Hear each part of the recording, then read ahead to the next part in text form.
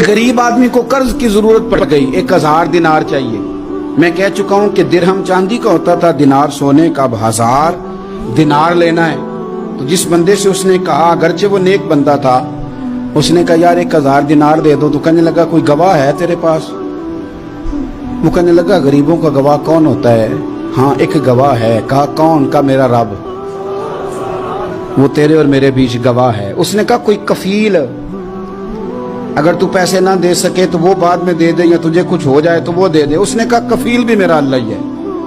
मेरे पास अगर है तो रब करीम का नाम है, अगर एतमाद कर सकता है तो कर ले। बंदा नेक था, उसने कहा रब के नाम पे, रब की किफालत पे, अल्लाह को गवाह बना के मैं तैयार हूं तुझे 1000 देने को। उसने 1000 दिनार दे दिया। वक्त वापसी का तय हो गया।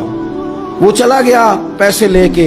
उसने पूरी मेहनत की कि मैंने वक्त पे पैसे लौटाने, पूरी मेहनत भी कर ली, अल्लाह ने मदद भी कर दी, पैसे भी उस तारीख को उसे मिल गए। बाद लोगों का तो लौटाने का दिल ही नहीं ना होता। फरमाया हदीस पाक में कि तू लौटाने का इरादा कर, रब तेरी मदद भी फरमाएगा। लेकिन यहाँ बहुत सारे लोग कहते हैं खैर है, इरादा ही नहीं। तो फिर जिस तरह का बंदे का गुमान हो, रब भी उसी तरह का मामला फरमाता है। उसने पैसे जमा भी कर लिए और वापस देने को तैयार भी हो गया, लेकिन रास्ता बहरी जहाज का था, कश्ती का था, दरिया के रास्ते वापस आना था। अब वो जब आ गया दरिया के किनारे तो बड़ी कोशिश की, पर वहां उसे कोई कश्ती नहीं मिली। वक्त पे पैसे लौटाने हैं, सफर करना है, अब सवारी मुयस्सर नहीं है। सोच सोच के परेशान था कि मैंने तो अल्लाह के नाम पे लिए।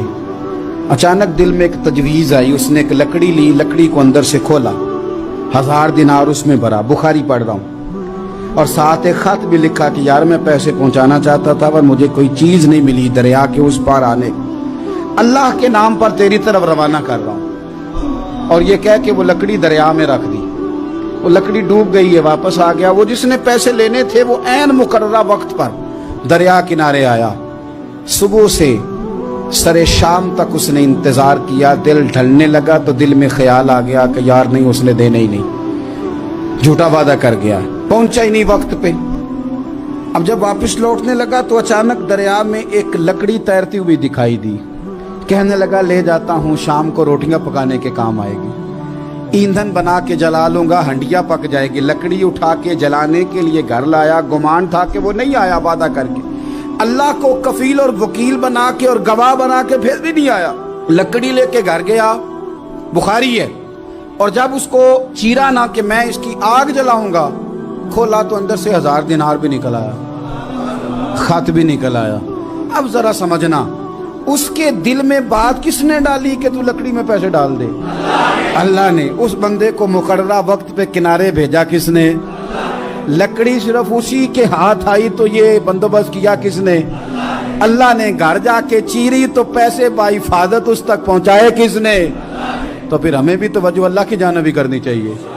हमारे पे दिल की तवज्जो रब की तरफ ही होनी चाहिए ना। हमें इधर उधर जाने की, देखने की, बंदों पर गौर करने की जरूरत क्या है? वो पैसे पहुंच गए, ये वहां अपनी जगह पे परेशान था। इसने 1000 दिनार और जमा किया।